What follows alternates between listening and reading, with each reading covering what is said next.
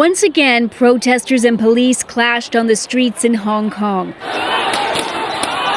On Sunday afternoon, thousands turned up to rally against a contentious national security law proposed by Beijing. We are worried that the Chinese Communist Party make use of the evil law to further suppress Hong Kong people.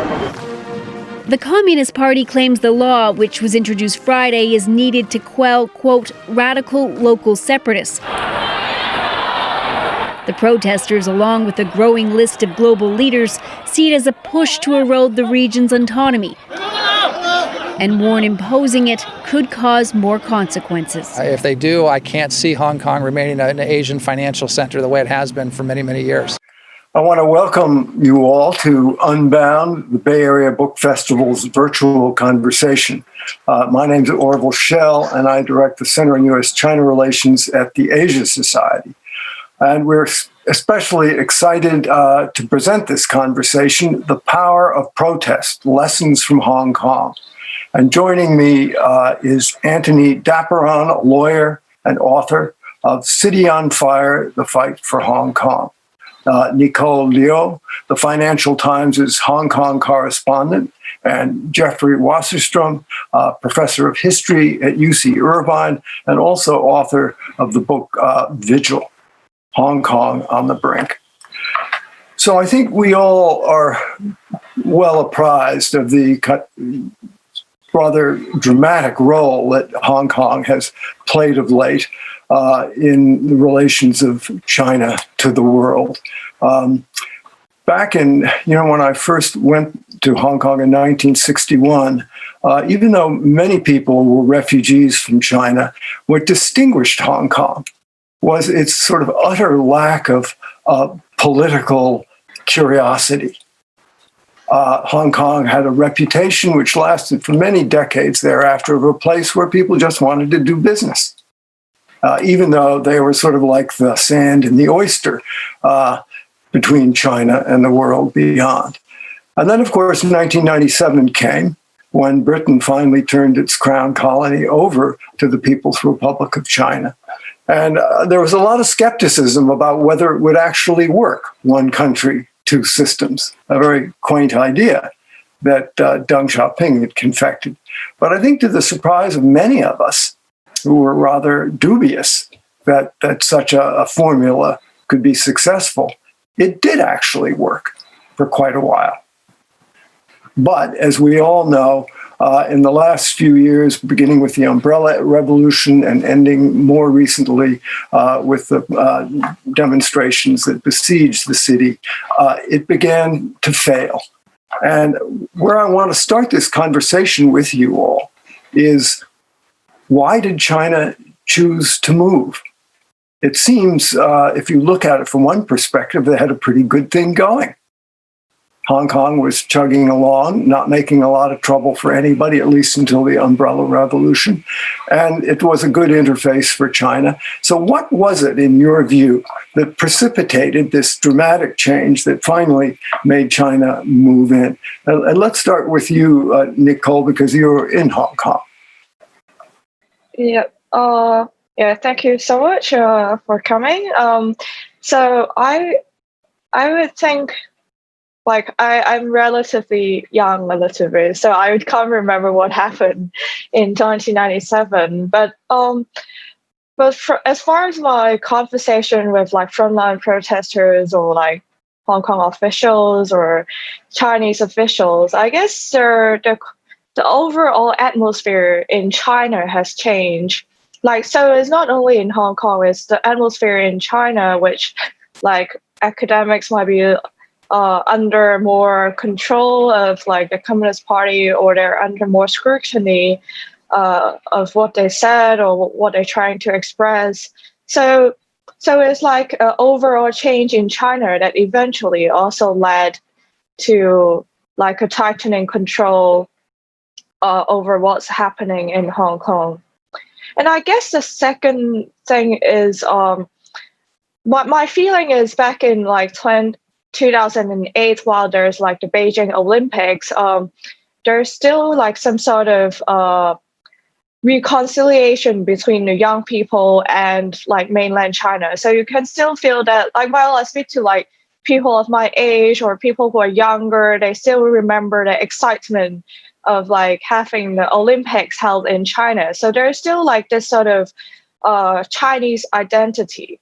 But I guess eventually, like when there's like a closer communication between the mainland and Hong Kong, there's like the young people started to feel like, oh, we're kind of different. You can feel that there's no like internet freedom. You can't go on Facebook in China. So they kind of feel, oh, they have a different living experience that might eventually lead to like a Hong Kong identity, which I guess like the other two speakers can touch more on as they have been research on it. But there's a general feeling like from my age that they build up a separate feeling of Hong Kongers, which kind of maybe terrified or made the Chinese government or Chinese people uneasy because of this very strong nationalistic idea of like the whole Chinese being one whole country and share the whole one whole identity. So that's pretty much my take. Jeff, you not only written a book about what's going on recently in Hong Kong, but I mean, you've spent your whole life studying student movements. Why do you think China moved, and did it surprise you, or did you sort of expect it and think it was overdue? So I think like a lot of us, I mean, and you probably had this feeling too, we go back and forth of being cautiously optimistic, then let down, then feeling like now we'll be really only very cautiously optimistic, then let down again. So, you know, I definitely thought there would be a tightening would happen faster after 1997. And I try very hard not to make predictions, but I did sort of slip up and made one prediction in right before the handover in 97. And I had been in Hong Kong in 1996 for a showing of the film The Gate of Heavenly Peace that was banned across the mainland, and of course you know very well. And I said, I don't know what's going to happen after the handover, but there won't be public showings of The Gate of Heavenly Peace because, you know, this is banned across the mainland. And then in July of 1997, the movie played in a local theater every day for a month, in part to just kind of show people that Hong Kong is going to stay somewhat different. And then I sort of, every time I would go to Hong Kong, I would sort of check, like, what can I see on this trip that tells me that things are getting tighter? And what can I see that reminds me that Hong Kong's really different still than any mainland city? And I would always find markers on both sides. So I did start feeling that it was surprising how gradual the tightening was. But then certainly it's ratcheted up recently. And now on trips back, it's a sense of how quickly the screws are tightening. And part of it is Xi Jinping. And I do think it's, as Nicolle was talking about, this overall trend across the PRC toward blotting out forms of difference. And we see this in tightening controls over religious expression, tightening controls over academics, certainly, tightening controls over the media. And in some ways, I wonder with Xi Jinping, it's so hard. It's still such a black box, the central leadership. But in some ways, there's a sense that each great leader or leader who claims to have a kind of greatness has somehow expanded the territorial control of China. Mao did clearly. Deng Xiaoping did, in part by getting Hong Kong and Macau. But there can be a sense in which Xi Jinping is trying to show that he's extending his control. So really making Hong Kong fully a part of the PRC instead of just partially. And there's some talk about it as a second conquest or a second handover, could be part of that desire to make his mark. And he did show up in 2017 and very showy for the 20th anniversary of the handover, presiding over a big military parade as a way of kind of asserting dominance over that area. So I think part of it is about Xi Jinping, though I think a lot of this, the tightening began before Xi Jinping. And in the Hong Kong case, a few months before he rose to head of the Communist Party, there was an effort to bring in patriotic education which triggered protests in 2012 that were the first ones that made Joshua Wong and Agnes Chow, then in their mid-teens, important local leaders. So there was the trend that began before Xi Jinping, but then picked up speed after that. And then there's the back and forth between protesters pushing and then pushing for more, and then the repression comes back even harder. And that's something that we've seen in China in various cases, including going back to Tibet in the 1950s, where you could also say that Tibet was promised a degree of autonomy, and initially it worked fairly well. Even the Dalai Lama thought he could work things out from Mao, but then over time, the center became impatient, and then protesters pushed back, and it became that kind of dynamic that reinforces itself, which I don't blame the protesters for this, but I think it is part of the dynamic of the push and pull.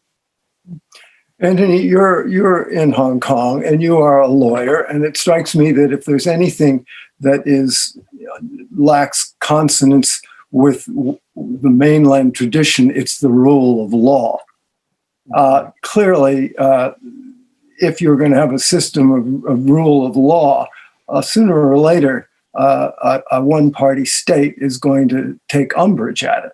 Now, you add that, of course, to the whole question of the narrative of humiliation and victimization and face questions. I mean, do you think that it was inevitable that these systemic questions and value questions would arise and clash, particularly since they would be viewed as such an affront when people started lobbying for them, demonstrating for them, that finally Xi Jinping said, we can't take this. This is losing too much face. I mean, the psychological dimension here, it strikes me, is not irrelevant. Yeah, you're quite right that law and rule of law is really at the heart of the conflict here.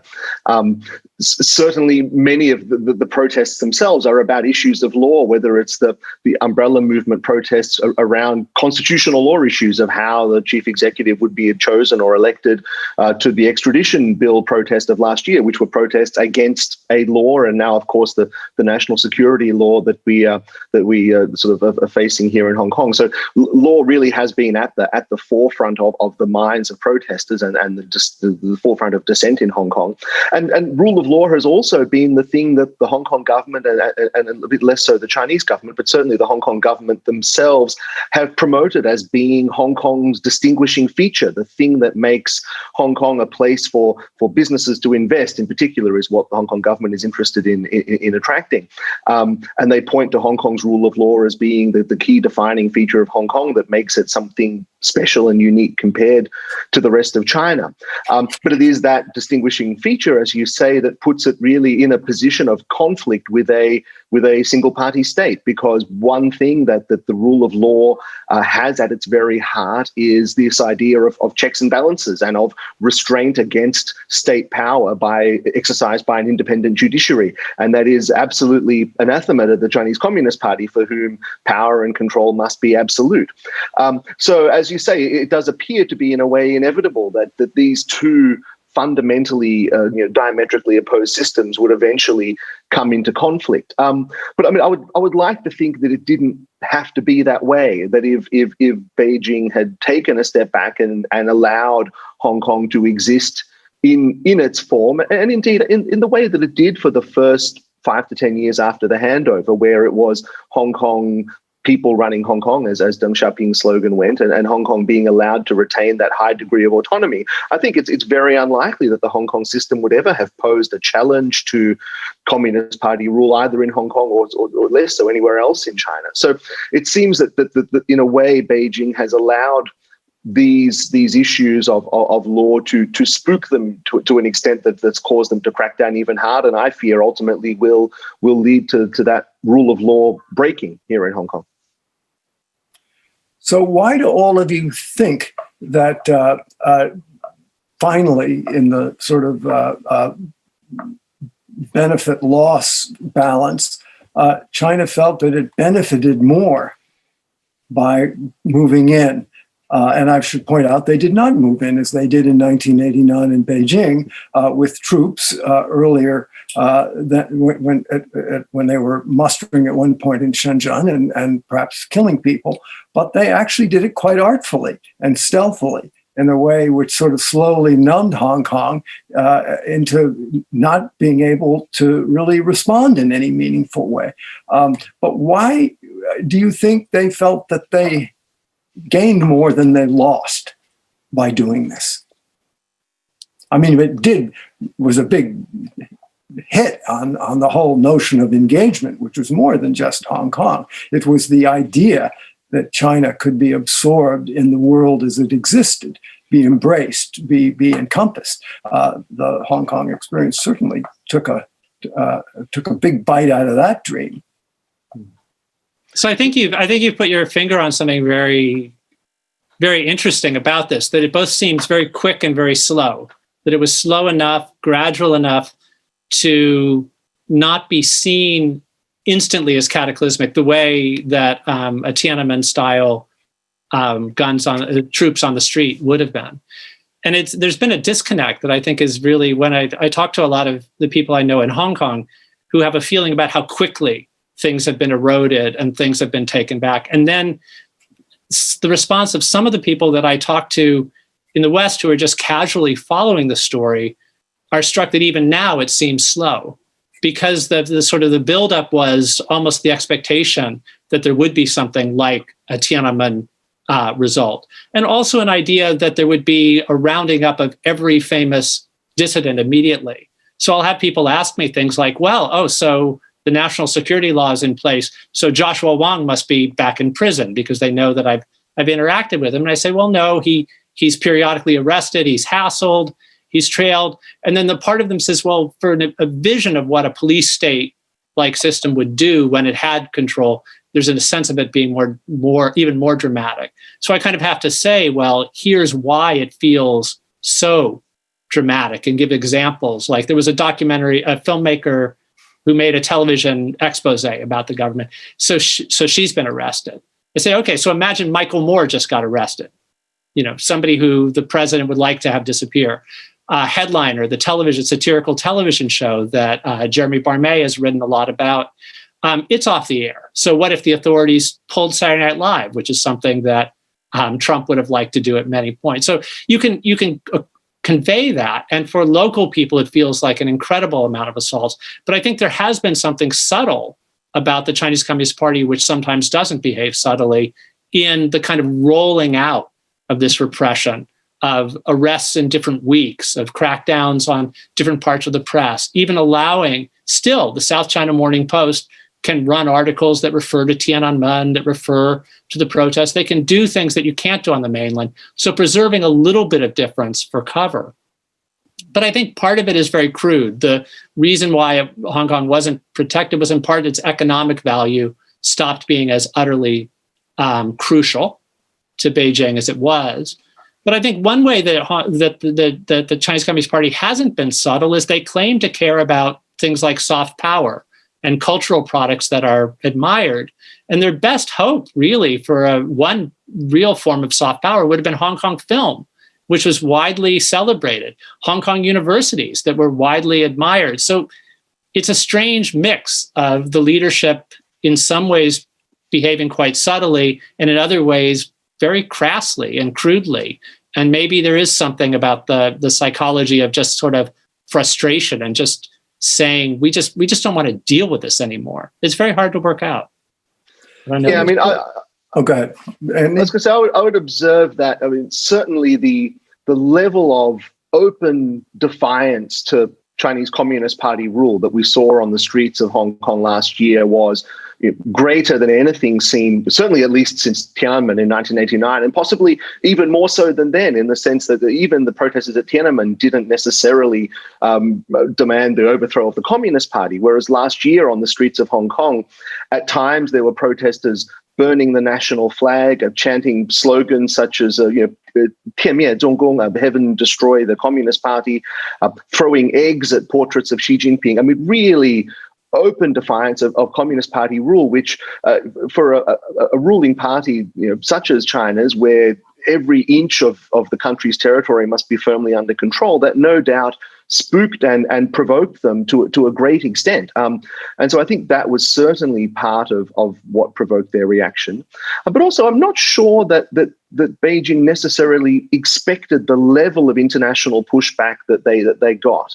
The outcry in response to the national security law, the sanctions from the U.S. government, most of the Western world suspending their extradition agreements with Hong Kong, many countries offering asylum to Hong Kong asylum seekers. I mean, the response has been quite strong from the international community, and I'm not sure that Beijing expected that. I think they probably thought they could get away with cracking down on Hong Kong without much of a peep from the rest of the international community. And the outcry has been probably, or the cost for doing that, I think, has probably been greater than they expected.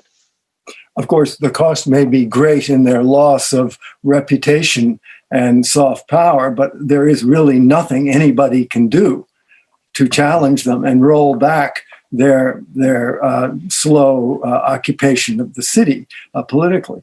Nicolle, let me ask you, as you go around Hong Kong and talk with people and to report for the FT, do you think the trend line is more sort of grudging and sort of bitter surrender and acceptance, or do you think, having had the channels of dissent and political expression cut off, which your generation had grown accustomed to, people could possibly revert to guerrilla warfare?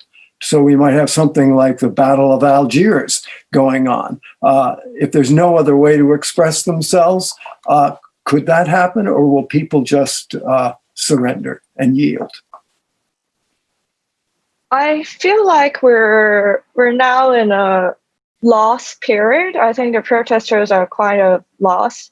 Like when there's no street protests and there's like a heavy crackdown and arrests. But for me, I think it's still pretty hard to say, because like after the 2014 umbrella movement, we have like encountered a similar period of like protesters being depressed and they can't find their way out. Like they think like all kinds of pro-democracy movements are going to die off. And at that time, you still remember the trials of the student leaders, the trials of the Occupy trio. So we have like seen similar moments, of course, maybe in a less intensive way, which is now we're progressing much faster. But it could be like people are still very angry. People are still very unhappy with the government and the Chinese Communist Party. So eventually there might be like an even more intense or serious protest after the epidemic, or after like some years of time where people like accumulate their anger.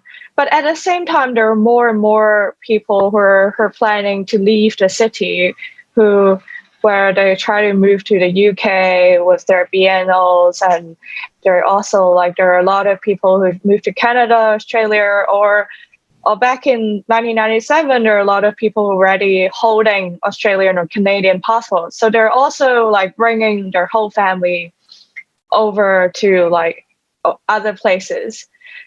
But at the same time, there is a quite interesting observation, is like they're not actually like giving up while they're overseas, but they're also like lining up or gathering Hong Kongers or people who have the same cause overseas to like lobby the Western government or other democracies, or like trying to held protests in different parts of the world to like maintain the Hong Kong momentum, or at the same time to conserve some sort of a Hong Kong identity, even though you're overseas. So I think this is like an interesting trend to look forward to see like how people who are overseas trying to maintain the protest momentum.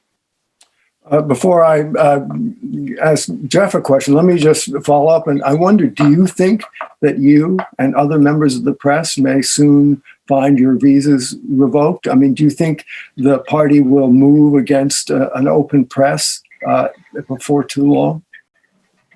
Well, I'm a Hong Konger, so there's nothing they can do to me. They can't really expel me, apart from arresting me. Yeah, so I'm glad you mentioned that.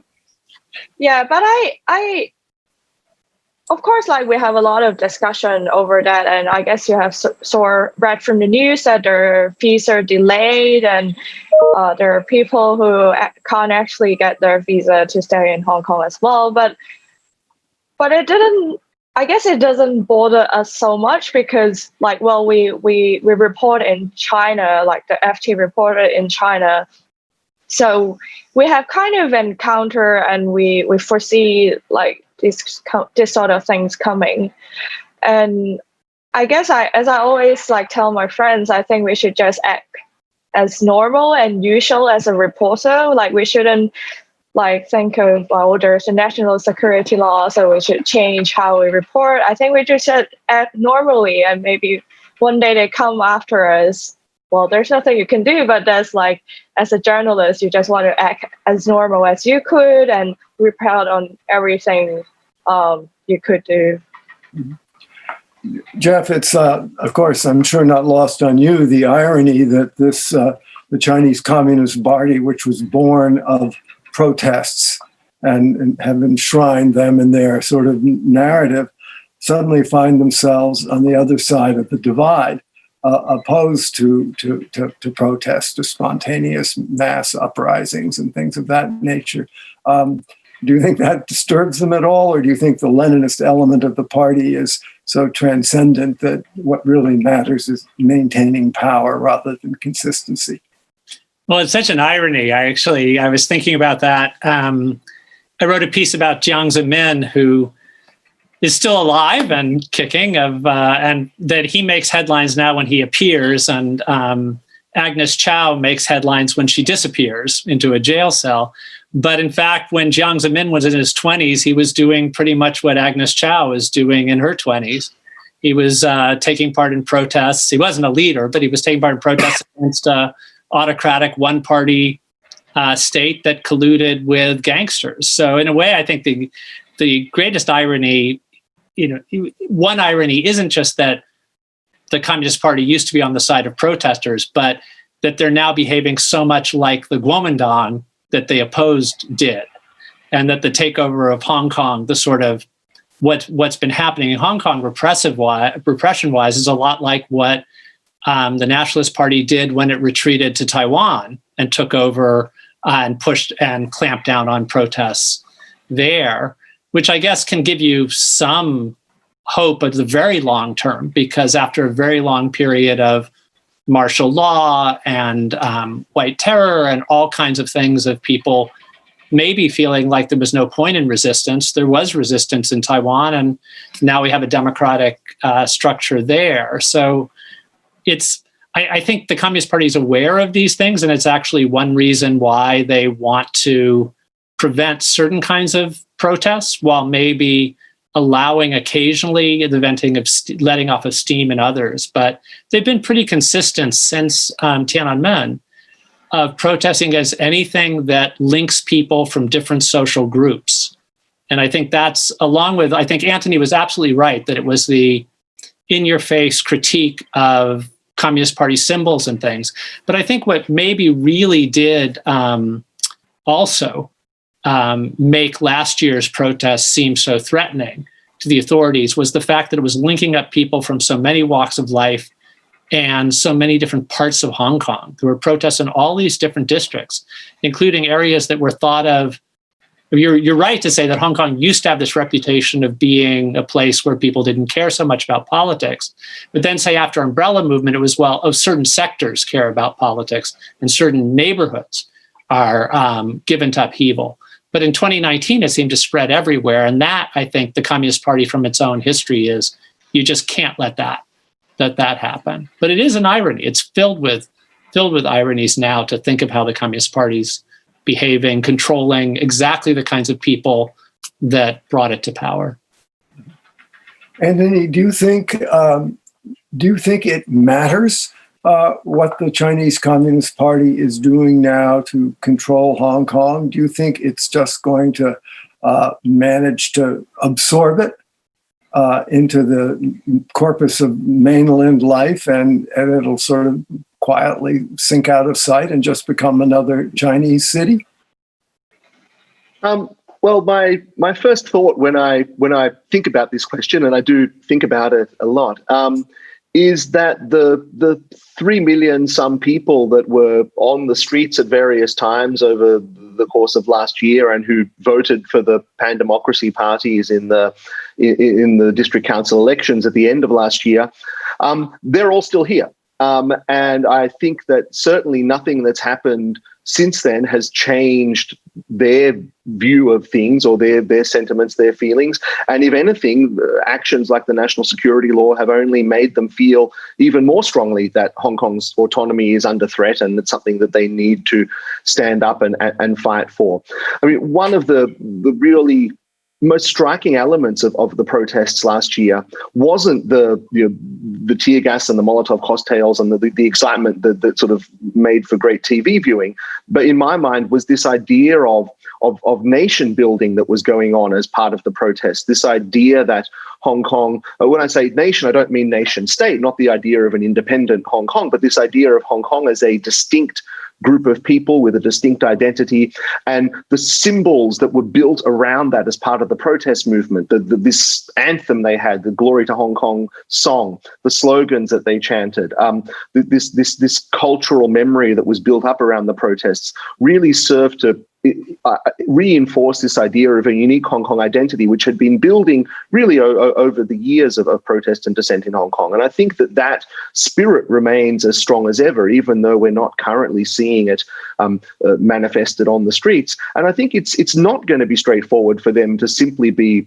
absorbed into the rest of China and to become another Chinese city, as long as all those people are still there and their hearts and minds are not won over, and certainly the government's not doing anything to win hearts and minds at the moment. And so whereas we feel Hong Kong now has this feeling, as I think Nicolle mentioned, of somewhat depressed, perhaps a little bit lost, it feels very similar to the way things felt after the umbrella movement in 2014, where again, the protests ended without any response from the government and people felt a little lost, and we had a number of years of quiet, but we all saw that 5 years later, all those issues re-emerged again onto the streets as they did last year. And so I think that it probably will happen again. We're going to go through a period of some quiet, and the pro-Beijing forces in the government may think that they're winning, as they probably thought in 2016 and 2017, but the underlying spirit of the people remains. And I think it's just a matter of the next trigger coming along for that to find its expression in some way on the streets or in society again in future. So I don't think it's going to be, I wouldn't take it as sort of game over at this point, or it's going to be an inevitable process. Well, I think on the other hand, you could say that after 1989, where there were more than 3 million, there were 10 million people around China demonstrating, that the memory of that could not be erased overnight either. And that people thought, surely there will be another trigger. And yet there was no trigger. The party regained control and actually loosened up for a decade under Jiang Zemin before re-centralizing.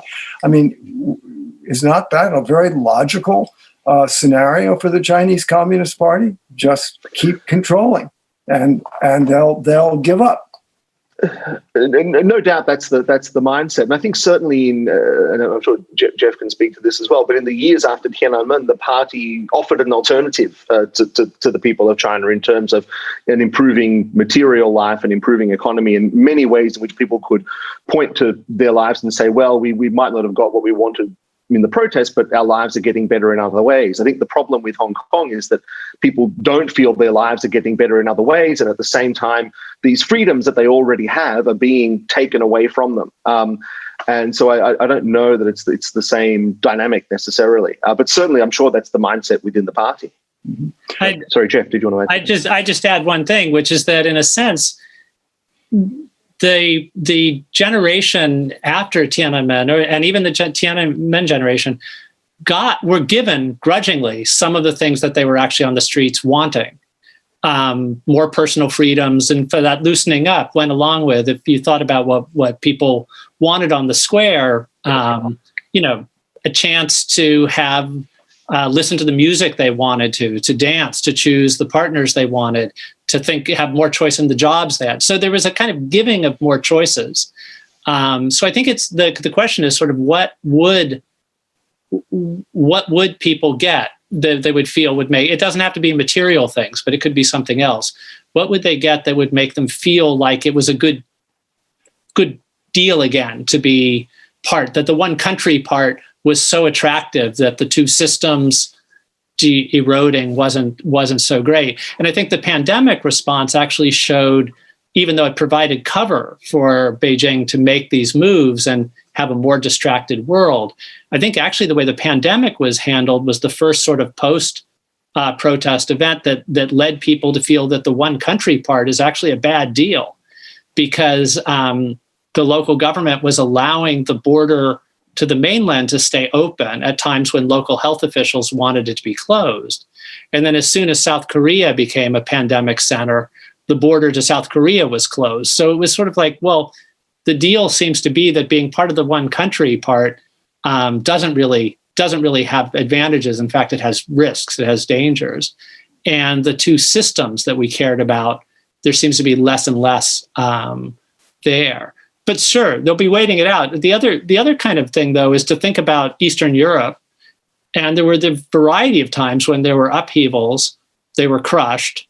And you'd think, well, maybe then was game over, but eventually it wasn't game over. Something had to change. But after 1968 in Czechoslovakia, even after 1981, the crushing of Solidarity, these are moments that seem somewhat similar. And I thought about something Nicolle was saying. I know in Hong Kong, a lot of people are starting within the resistance to think about Eastern Europe as one kind of model. And Mitnick and Havel, people like that, did often say, well, let's act as though we're free. That's one of the ways that let's find as many realms of our life where we can pretend that we're living in truth. But what you were describing as being a journalist, let's just do it the way we can until we can't anymore, rather than preemptively giving in.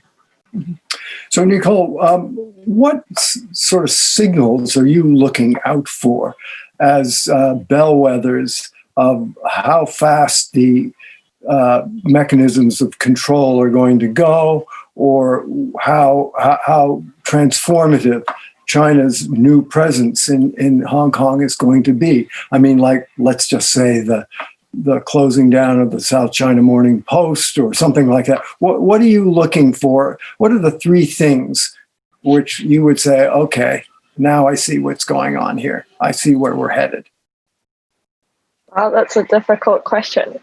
I guess for me, I'll get back to a more general picture is like, as I work for the FT, like I care a lot about the business community. So I guess we kind of share what the whole like Hong Kong business community is thinking. Like, as we're saying, like, oh, we feel there's an erosion of freedom. There's like a lot of things happening in Hong Kong, but it seems like it doesn't bother the business community that much. I mean, they're concerned. There are people who like, oh, like maybe we should kind of think of a contingency plan.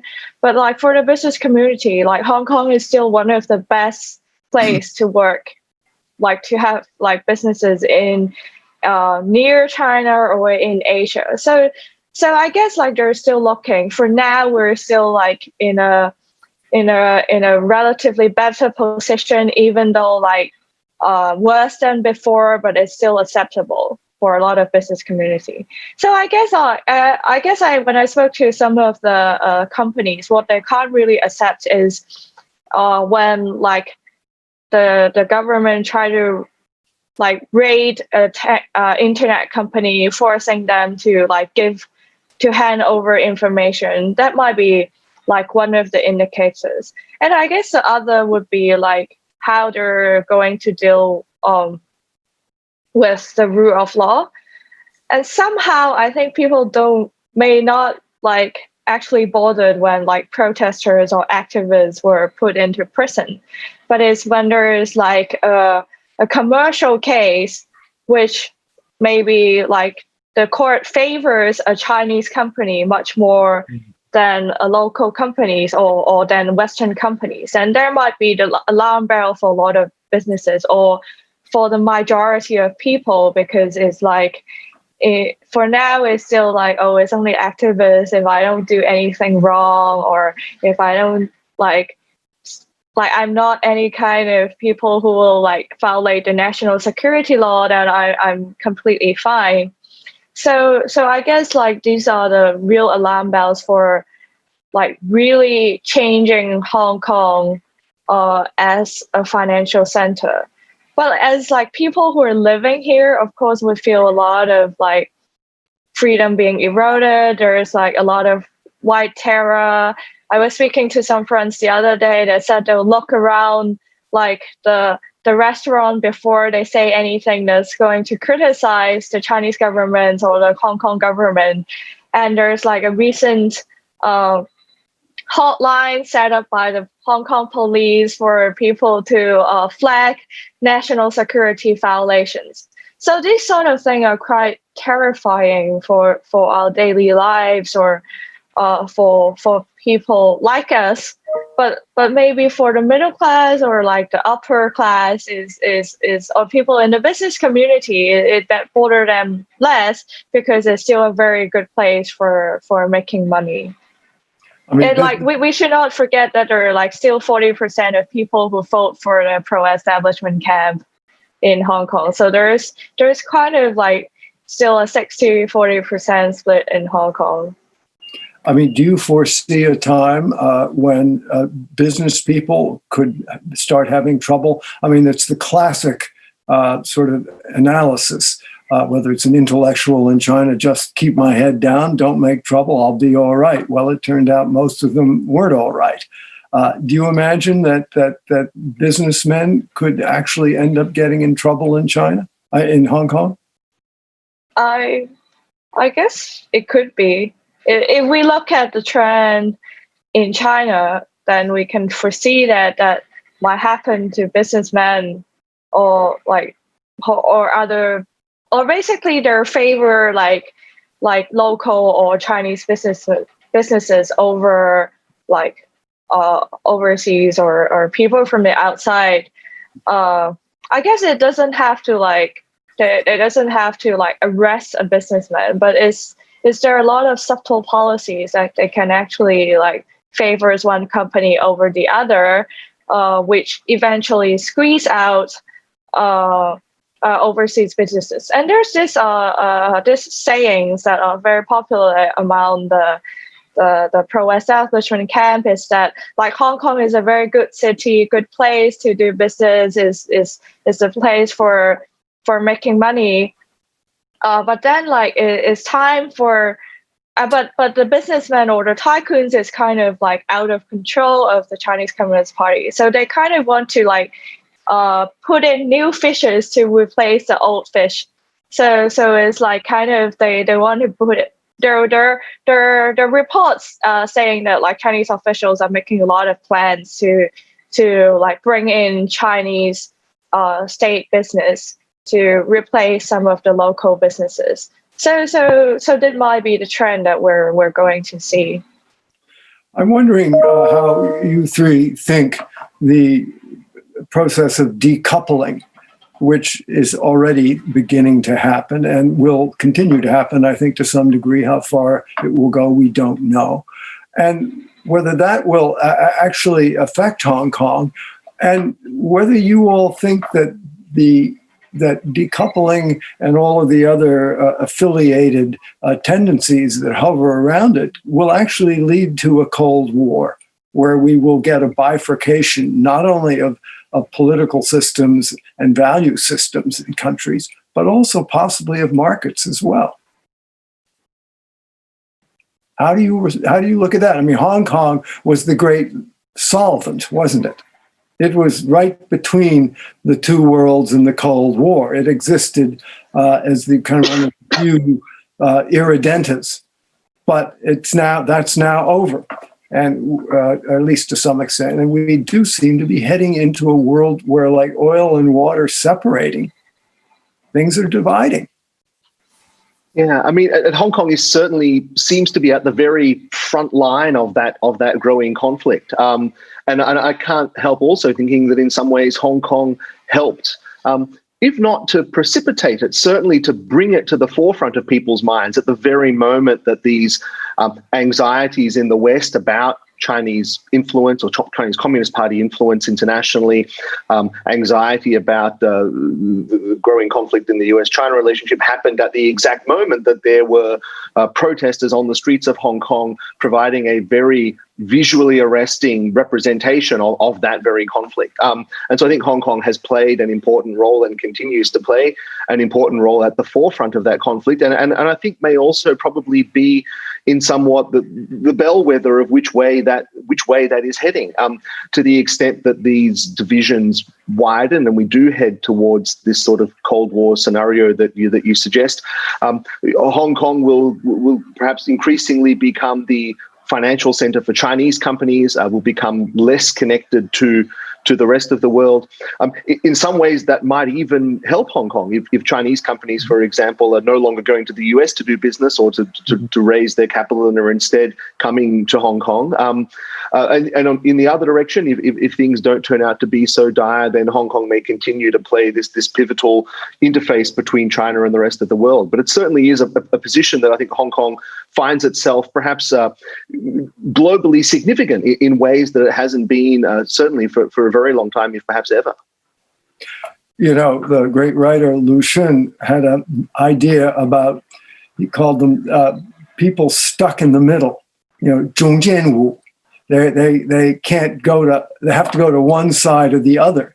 And it strikes me that all of you, myself, and hundreds of millions of people had become accustomed to being able to live on both sides of this divide. And if this divide is dividing, they're going to be forced, whether they're businessmen, whether they're scientists, whether they're musicians, whether they're scholars, journalists, they're going to be forced to choose. Do you think that's where we're headed? I feel like we shouldn't be too trapped in thinking of replications of past. It's crucial to think in terms of historical analogies. I think it's how we make sense of the world, but we also have to make sense of, we have to factor in what's different. And so what is different, Jeff? I mean, help us out here. I mean, how would you describe this as anything but a kind of a neo-division of the world? So I think the divisions happen, but it's not as clear what stands on the different sides. And I think there are different kinds of homologies between different settings. So I think in recent times, I mean, one of the ways, if you didn't know of the ideological past, you could talk about countries in the world that are under strongman, backward-looking, revivalist, nativist control, which, the U.S. until under Trump was in that category, in which I would also have put India under Modi, and to some extent China under Xi Jinping. The difference being that potentially, at least, there are countries that can go through that as a phase, and there are ones that are in for probably a longer haul of it, with China's case. So it's not as clear a kind of, and then you could talk about other places that seem to be potentially going a different kind of government at that time, including, say, Germany under Merkel at that point. And now what we don't know is, will there necessarily be the continuing, is there a reason to think it will be as bipolar as it was before? Not that there won't be. I mean, I think the tensions are real, they're there, and I relate very personally to that inability to be on both sides at once, in the sense that I just don't foresee being able to go to Hong Kong anymore or to the mainland. And that's a very wrenching thing to do after a period of presuming that I could go to both, and then presuming that if all bets were off on the mainland, I could still go to Hong Kong. So I definitely feel that kind of separating in that way, but I'm just not so sure about the bipolar part of it. There may be some kind of multipolar thing, and there'll be places that won't fit easily in one camp or another. I mean, Hungary is part of the EU, but Fudan is starting a satellite campus there to replace, in part, the Soros-backed Central European University. So does that mean that Hungary is then in that other camp? I mean, I don't think there's quite as clear. I mean, I know I put Hungary in the camp of being under that kind of strongman autocratic nativist rule, but I'm not sure about if it's going to be as easy to map the divisions as the Cold War was messy, but we had at least enduring metrics that we thought we could use to break it up. Of course, China making rapprochements with the United States messed with one of the assumptions about it, so it wasn't a completely bipolar thing. But I think it's very useful to think about a return to those kinds of tensions, but also we should be aware that there are also different possibilities that we aren't even foreseeing now of what the shape of the world may look a bit differently. Nicolle, how do you view this prospect of these two continents drifting apart, and Hong Kong is sort of right in the middle of it? I guess it's just say it might not be that bipolar, especially we're living in like such a like connected world, which we can use internet, we can use even like in China, like people can always get through that firewall if you really wanted to.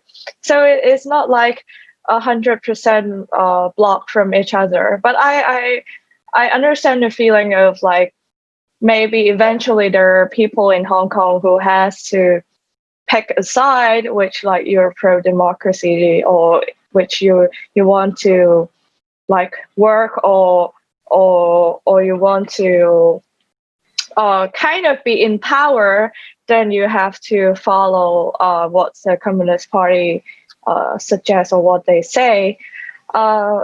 It's already kind of the case here now. I guess we're not to the extreme extent, but as you can see, like if you want to be someone in power in Hong Kong, or especially when you see like recent appointments of senior government officials, you can see they have like quite a strong pro-establishment background. Which in the past you may be like you may be a civil servant, which you're still allowed to participate in politics or you'll be allowed to hold some sort of power in Hong Kong. But now it seems much harder and harder compared to before. And also like I guess it's like Nathan Law, who has to continue his activism in the UK. He kind of like picked the other side, right? You can't continue what you believed in Hong Kong. So I guess it's very difficult for young people, especially when the protest is actually widely participated by a lot of young people from different walks of life. Is not only like what some government official claimed, or is those young people who might be underprivileged or economically challenged. But it's also like young professionals, like young university students who should be a rising leader in the city. So it could be very, very complicated when the rising leaders has participated in a protest, which they might not be accepted by the Chinese Communist Party. So who is going, like, what is always a question in my mind, like who is going to build or to help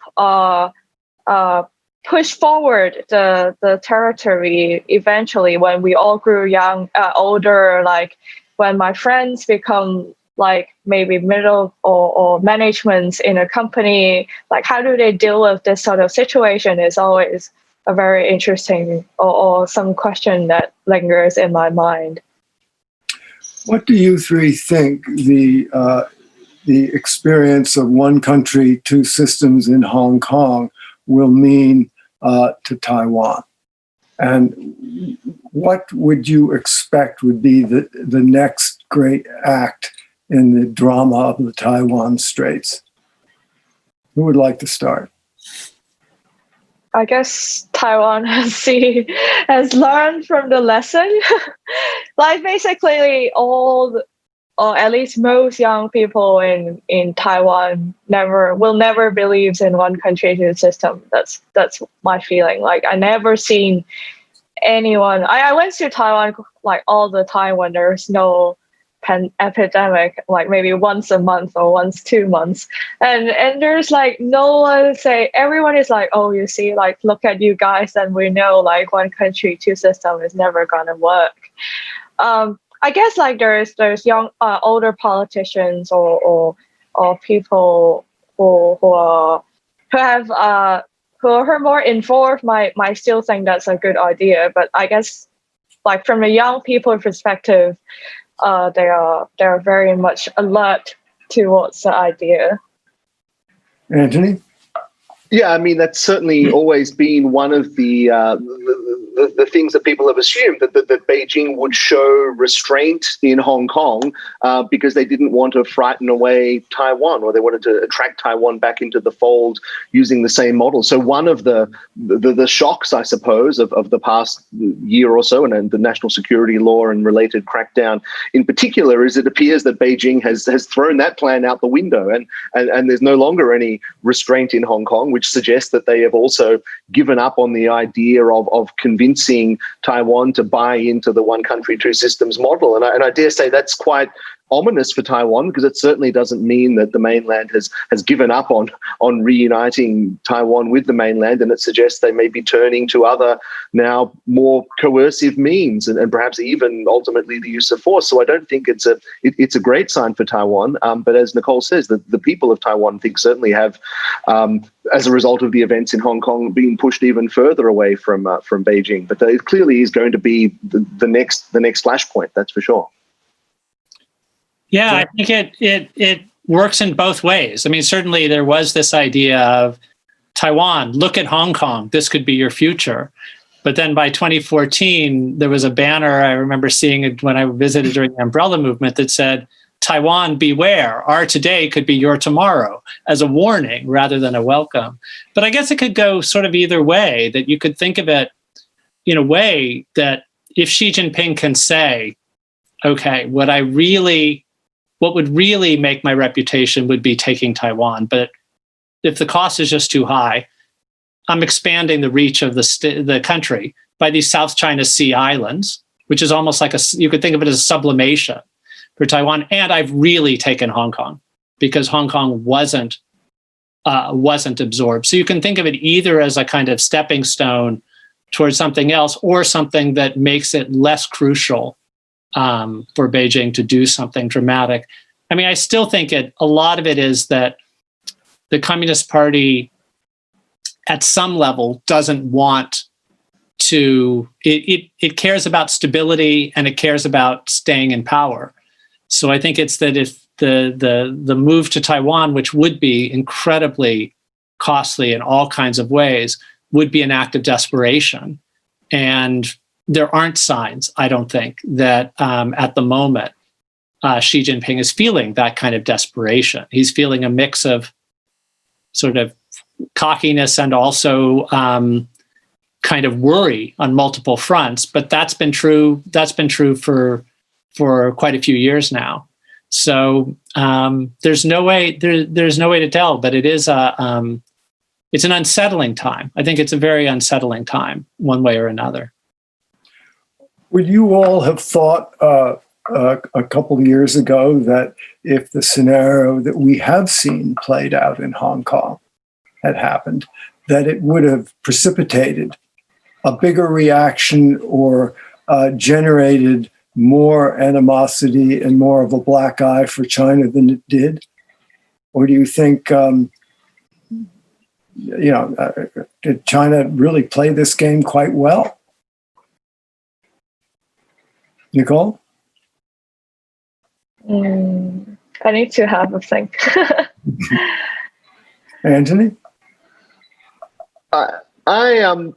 I'm surprised it came to this, and I think it was ultimately a great failure of leadership on the part of Chief Executive Carrie Lam and the rest of the Hong Kong government, that they allowed events to reach the point that they did, where Beijing felt they had no choice but to step in. And I suppose the inside story of what happened and what they were really thinking remains to be told. But this failure of leadership, which led to the accelerating dynamic on the streets, which led to them effectively handing leadership over to the Hong Kong police force, which led to a deteriorating dynamic there between the police and their community, and led to this point where Beijing felt they had no choice but to take the dramatic action that they had taken.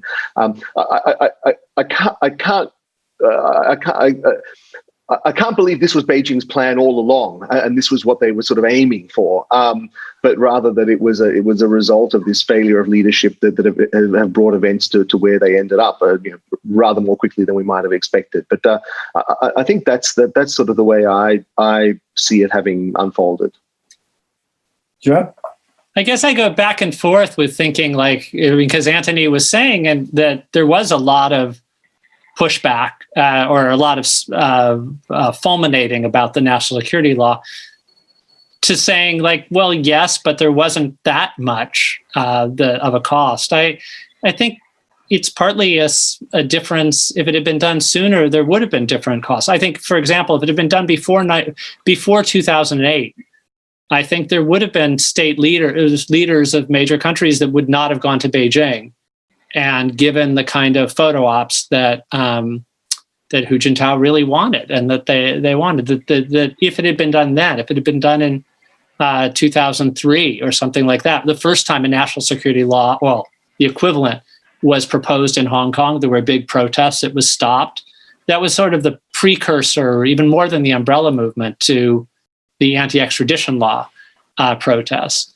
And at that point, Beijing did decide to be patient, but in some ways it still needed, so Margaret Thatcher has this line in 1990, she said she thought Hong Kong would be okay even after Tiananmen had happened, because Beijing would want to be seen by the forum of the world as keeping its promises. And the question is just, the forum of the world is a much more chaotic and unstable forum. And Beijing doesn't have the same kind of need to prove itself as a good player. I keep being surprised, even though there's finally some traction of it, that the events in Xinjiang, that the massive detention camps, once those got discovered, that there wasn't that much of a cost, at least early on, to Beijing, that it's only now there's talk of boycotting, the serious talk of boycotting the Winter Olympics, where it just seems that there would have been, at an earlier point in time, even more attention. The world is distracted. We don't have bandwidth for this, and there's an undermining of the kind of moral high ground, and we've seen a real cost of that. I mean, that Xi Jinping is still in the Paris Accord when the United States isn't. That has a cost. All of these things do. So it's surprising, but again, I think Antony is also right that it can't have been planned exactly this way. It seems a series of very astute moves and then things that were too crude, too fast, and it's hard to make sense of how exactly that played out. So we're coming to the end of our hour here. Just very quickly for each of you, what would you imagine a year or two hence Hong Kong will look like? And let's keep each answer to a minute. Nicolle? I honestly don't want to imagine but yeah, I like there's a hopeful imagination and a very like and a very pessimistic imagination. Well, I decided to go with the hopeful one. So I still think there's some space for young people or for people to actually do new things, to start on their own innovation and stuff. Like we can, like, as what we can see with the district councillors elected, there are a lot of young new faces. There are new non-traditional politicians, and they're trying to like build like the community. They're starting to gather like people in the community, or like care for the elderly, not only for the elderlies, but how to connect people in the same community. So and they also have like started new policies, thinking of new ways to maybe like install new sort of chairs that suit everyone needs, or redesign playgrounds, that sort of thing. So I guess sometimes we don't have to like always look at the big picture, which is very depressing, but there are often like small little things that you can always see that could eventually build up to a new change that the city needed. The city doesn't only need a political reform, to what I see, but it has been like lagged behind or stopped developing for some years. Because of a lot of different reasons, but it will be very interesting to see what happens next. Maybe protester or the creativity of the movement can funnel into different sorts of new policies or new bottom-up social changes in the city. Antony. That's my optimistic view. I think Hong Kong is going to continue to see this ongoing cycle of resistance and repression, but back and forth between those poles, and not just for the next 1 or 2 years, but I dare say, given how deeply involved the young generation have been in this protest movement for the next 10 and 20 years. I think this is almost a permanent state of Hong Kong, this sort of ongoing cycle of resistance and repression that we've been seeing, and that's what I continue to see for the future. And yet the powers of repression are liable to be stepped up, which may also induce the powers of protest to step up. Jeff.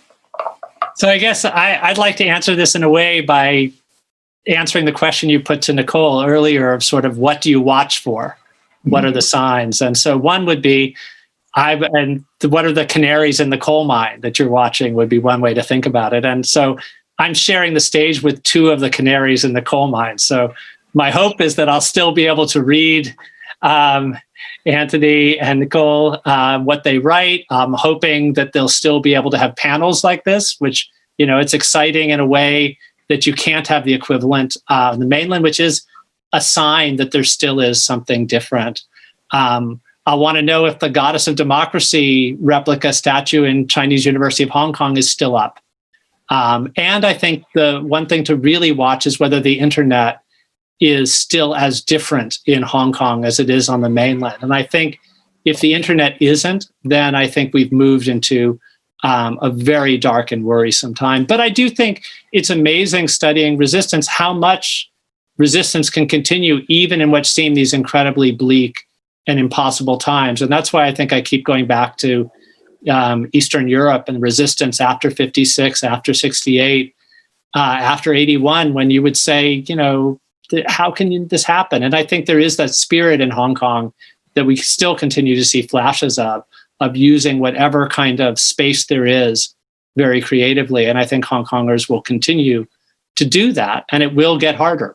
I think you're right. It will get harder. The repression, the deck is stacked ever more against it, but the game isn't over. Good. Well, thank you, you three, to Antony, Nicolle, and Jeff. Now, I want to just make a little note here that at the end of this talk, you can buy City on Fire by Antony, Vigil by Jeffrey, and have them shipped directly to you. That will appear on the screen when we fade away. So thank you so much for watching. I'm Orville Schell, and you've been watching the Bay Area Book Festival Unbound.